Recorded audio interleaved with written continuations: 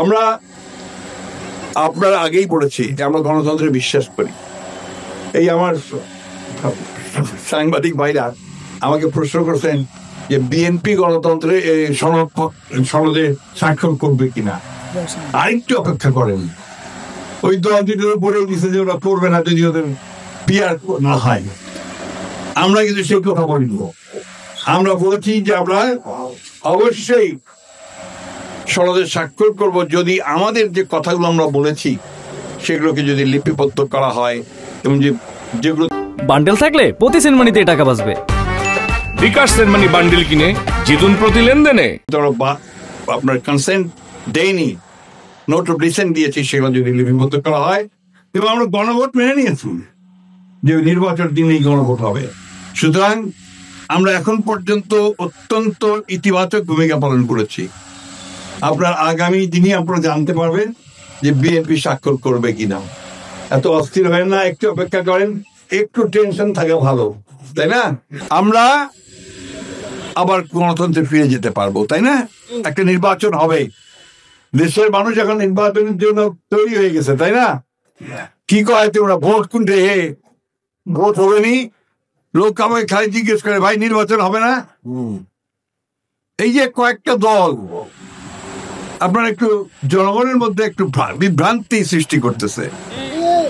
কি বিভ্রান্তি? ওরা বলতেছে যে এই যে সংস্কার নিয়ে আলোচনা হলো, জনগণ কিন্তু আমাকে জিজ্ঞেস করে না যে সংস্কারে কি হলো, জনগণ আমাকে জিজ্ঞেস করে নির্বাচনের কি হলো। অর্থাৎ নির্বাচনটা তারা বোঝে যে ভোট দিয়ে আমি আমার সরকারটাকে বদলাতে পারবো, ভোট দিয়ে আমার নিজস্ব প্রতিনিধি আমি তৈরি করতে পারবো, ভোট দিয়ে আমার নিজস্ব সরকার গঠন করতে পারবো, যারা আমাদের কাজ করবে, আমাদের কথা শুনবে, আমাদের এই গণতন্ত্রে ফিরে যাওয়ার পথকে সুন্দর করবে। যে পিয়ার ভাই আমাকে বলেন তো কজন আছেন পিয়ার বোঝেন?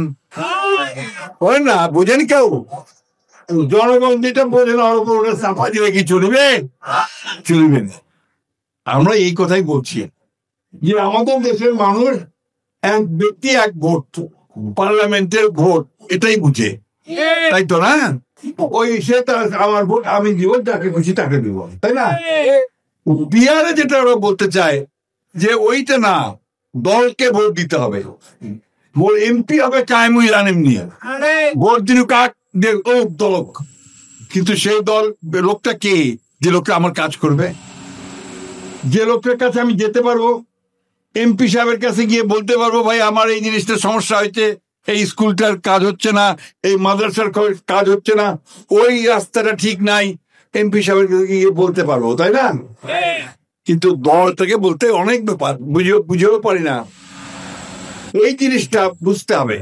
তা আমরা এখানে খুব স্পষ্ট করে বলেছি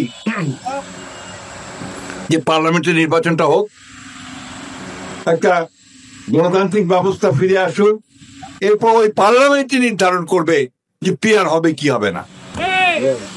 মানুষের ভোটে যা নির্বাচিত হবে তারাই ঠিক করবে যে পিয়ার হবে কি হবে না। ওনারা শনিবার না হয় আমরা সই করি মনি, ওই যে সব সনদগুলো যেগুলো আমরা সংস্কারগুলো যেগুলো আমরা অন্তত একমত হয়েছি সেগুলোতে সই করতে হবে। আগামীকাল টাইম দিছে প্রফেসর ইউনূস যে সব দলগুলো ওইখানে সই করবে। আমরা তো তৈরি হয়ে গেছি। আগে আমাদের বিরুদ্ধে সবচেয়ে বলতো যে বিএনপি নাকি সংস্কার মানে না, বলতো না? সব করেছেন না? তো বিএনপি তো সংস্কারের মধ্যে জন্ম রে ভাই। আমি সবসময় কথাটা বলি যে বিএনপিকে সংস্কার কি করতে হবে, জন্মই হতো সংস্কার দিয়ে। ওই আওয়ামী লীগের শেখ মুজিব যখন একদলীয় শাসন ব্যবস্থা করছিল, বাকশাল, ওইটা আপনাদের মনে আছে ভালো নামটা, তাই না? আর কোনো দল থাকবে না, শুধু একটা দল থাকবে, বাকশাল। কোনো পত্র পত্রিকা থাকবে না, 4টা পত্রিকা থাকবে, সরকার চালাবে। এই হচ্ছে মিডিয়ার স্বাধীনতা। আর ব্যক্তি স্বাধীনতা থাকবে না। শেখ মুজিব রাষ্ট্রপতি হয়ে গেল, একবার রাজা। তো ওই যে আল্লাহর মায়ের দুনিয়ার বাইর 7 মাস টিকেছিল, 7 মাস পরে ফের নাই হয়ে গেল। তো মানুষ ওই পরিবর্তনটাকেও মেনে নিয়েছিল। অনেকে বলে মিষ্টি খাইছিল, আমি সেটা বলতে চাই না, আমি কাউকে মিষ্টি খাইতে দেখি হতে পারো, কারণ ওরা যে অত্যাচারটা এই কয়েক বছর করেছে সেই কয়েক বছরে মানুষ যে অতিষ্ঠ হয়ে গেছে, ঠিক যেভাবে এই 15 বছরে মানুষ অতিষ্ঠ হয়ে গেছে, যে সেই আমাদের ছেলেরা, মানুষ, কৃষক, শ্রমিক সব মাঠে নামে দিল দৌড়, ধর বেটি দেব জনসভায় চল, জনভবনে গিয়ে ধরটাকে অমনি সে দিল দৌড়, দৌড় প্লেনে উঠে। এইগুলো তো আমরা বলেছিলাম, আগে মানা করেছিলাম যে আপনি এত অত্যাচার, এত নির্যাতন করবেন না।